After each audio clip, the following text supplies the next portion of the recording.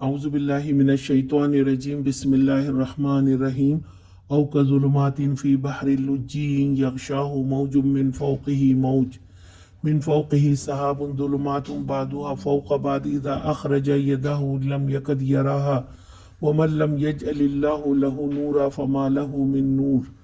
या फिर उसकी मिसाल ऐसी है जैसे एक गहरे समंदर में अंधेरा के ऊपर एक मौज छाई हुई है, उस पर एक और मौज, और उसके ऊपर बादल तारीकी मुसल्लत है। आदमी अपना हाथ निकाले तो उसे भी ना देख पाए। जिसे अल्लाह नूर ना बख्शे उसके लिए फिर कोई नूर नहीं है।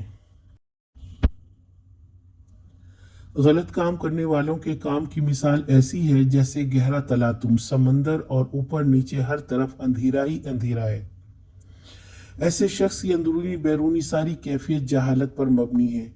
इसे अपने बुरे आमाल बुरे ना लगें, वो उनको करना मायूब ना समझे। डिटाई से बुराई पर जमा हो, खुद नुमाई और दुनियावी तारीफ समेटने के लिए रोशन ख्याल कहलाने में आखरत की कामयाबी से महरूम हो जाता है। उनके दिल की रोशनी बुझ गई है, वो गुमान और नफसानी ख्वाहिश के गुलाम हो जाते हैं। रोशन ख्याल कहलाने में आखरत की कामयाबी से महरूम हो जाना बहुत बड़ा नुकसान है। उनके दिल की रोशनी बुझ गई है, वो गुमान और नफसानी ख्वाहिश का गुलाम हो जाता है। और आज हम इन्हीं फितनों में मुब्तला हैं।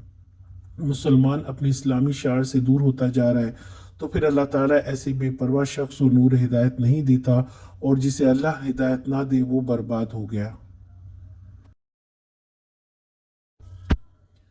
आज का सवाल, गलत काम करने वालों के काम की मिसाल कैसी है?